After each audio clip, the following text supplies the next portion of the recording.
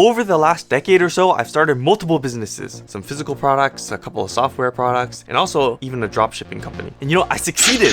I succeeded in wasting years of my life. Oh. So putting in hard work only isn't the answer to success. Well, recently in the past 2 or 3 years, I've turned it around and made over 100K per year. And that's with one principle that is so universal to actually making your hard work count that I'm literally going to show you live in this video with these 2 bananas. And this is so you don't have to waste 3 years of your life or more like I did. So within the next couple of minutes, I'm going to explain the following to you. Proof that grinding or just working hard isn't going to work. The technique for working hard, then how to make sure your hard work always counts or always creates results. So starting first off with the proof that grinding doesn't work. And I want to explain this by showing you 3 different YouTube channels. And the reason why I want to do YouTube channels is actually because YouTube is pretty easy to see whether somebody's putting in work, basically uploading videos. And also, it's quite easy to see the results that they get within the views that they're getting on each video. So now let's get into these YouTube channels. I'm just going to start off first by flipping through all of them. And I want you to just try to observe each of the channels and think about what's in common on all 3 of them that's preventing them from succeeding. And then after that, I'll go through with you so that you can really understand what's the actual commonality on why these aren't working. So we have channel number 1, clearly a bit of a more self-improvement channel, more vlog style. And we have channel number 2, which again, similar thing like fitness, optimization, mindset,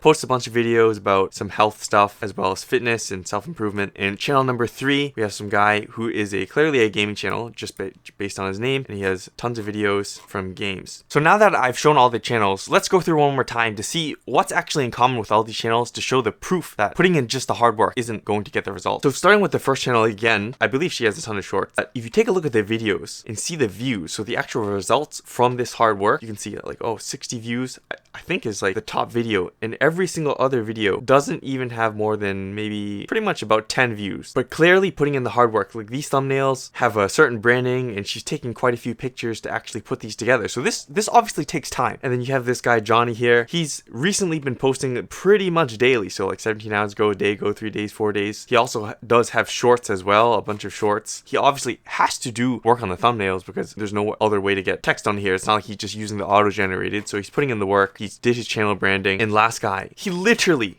he has 2,000 videos posted here. So he clearly is putting in the work. Although unfortunately, look at these videos. Most recent videos barely have 10 views as well. So what they have in common is they're simply putting in hard work. So this is proof that just grinding isn't going to get the success. But obviously, no work is just a fast failure, instant failure if you don't put in any work. So now remember, I was going to show you the technique. And I was going to show you the technique with these bananas. I have 2 bananas here. And the 2 most common ways to open a banana is you either open it from the bottom or you open it from the top. And I know most people open it from the top, and maybe like you hear some people open from the bottom, and also most commonly, I guess this is the way that monkeys open the banana.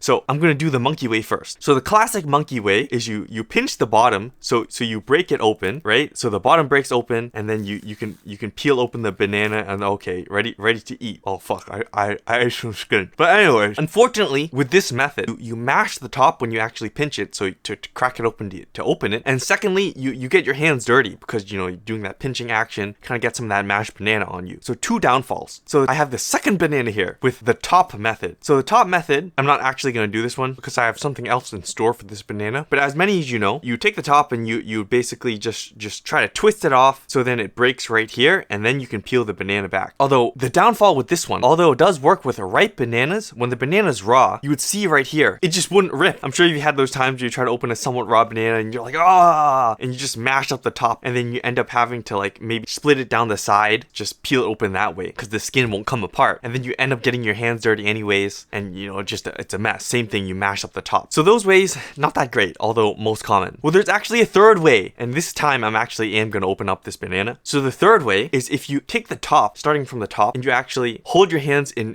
very close together, and specifically have the banana facing upwards, so the curve upwards, and then you together with your hands kind of pry this way. So you use your thumbs against each other for leverage, and you see the top just kind of rips right off, even if it's kind of raw like this, which normally if you use the top method, it would just kind of get all messed up. And now you can see quite easily I can peel the skin off, and at the same time the top is not mashed. It's completely good, if you can see. And this is what I call the human way to opening a banana. So you might be thinking right now, what the hell's the process? You just showed me how to open 2 bananas. Okay, so the point here is that hard work is not just physical. It is also mental, which most people forget. So Steve Jobs, think different, right? Instead of opening the banana like everybody else and just using brute force. Of course, you could just go take this banana and snap it in half and it'll be open. But if you use your brain like a human with your thumbs and also leverage, then you can open the banana, almost any banana, raw or not raw, not mash the top, and also open it without getting your hands dirty. Thinking different, thinking smarter, working harder, actually using your brain instead of just putting in all the effort. And we'll come back to these YouTube channels so you can see it again. So you can see in this first channel, again, put in the work, same branding, never changed despite lack of results. Got this guy here, again, same thing over and over and over and over again for years despite getting results. And well, of course, this guy, literally 2,000 videos, oldest video, same thing. Started off with like 20 views, still has 20 views after posting 2,000 videos for the last 5 years. Not putting in the mental work despite putting in the physical work, but thinking different, thinking in a new and innovative way, and trying that is not always the better way. Sometimes it just doesn't get results, right? How can we make sure to actually get results when putting in the mental work? Well, I want to show you a simple example, drawing a stick figure on a computer. So think back when you were like, I don't know how old you are right now, but like 7 years old or younger, and the first time you ever used a computer. I remember the first time I ever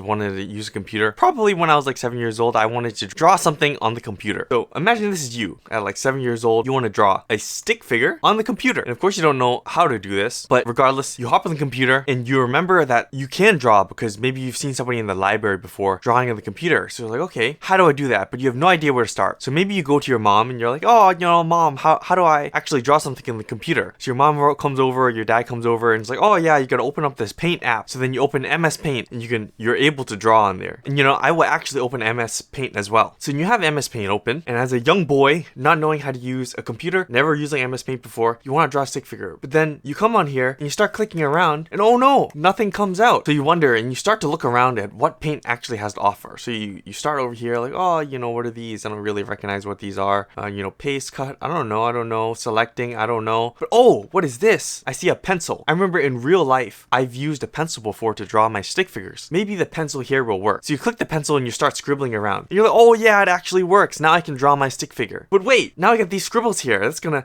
get in the way of my stick figure. So now you use your brain again, just like the pencil. You go back and like, oh yeah, what is this eraser thing? And then you erase it, okay? And then of course you go back to your pencil, and now you can actually draw your stick figure. You're like, oh, stick figure, okay? You succeeded in achieving your goal at 7 years old of drawing a stick figure on a computer. The results were achieved. You both used your effort and your brain. But what is the actual trick here? Or what is the mechanism that is making sure the results are achieved? That's a couple of things. You always keep the goal in mind. So remember, the goal was to draw the stick figure on the computer. If you always kept that goal in the mind and not get distracted like, oh yeah, what's this random icon over here? What's this random icon over here? And playing around on the desktop. And of course, you're not going to get to actually drawing the stick figure. So keep that goal in mind. You ask the questions that matter the most. So then as you're going through, remember, you're like, oh, I never drew before. What do I need to draw on the computer? And then you both pull from outside and internal information to answer all your questions, you know, the actual relevant questions. So remember, you ask your mom, that's outside information, and then internal information from something else, because you remember like, oh, pencil outside in real life, pencil might work in computer. So using your full range of knowledge, answering the questions one by one, and then repeating that process from the start, keeping the goal in mind, is what keeps you actually getting results. So now we know no work at all is an instant failure. Hard work alone with no thinking is a slow failure, and then hard work and thinking together. Now that is success.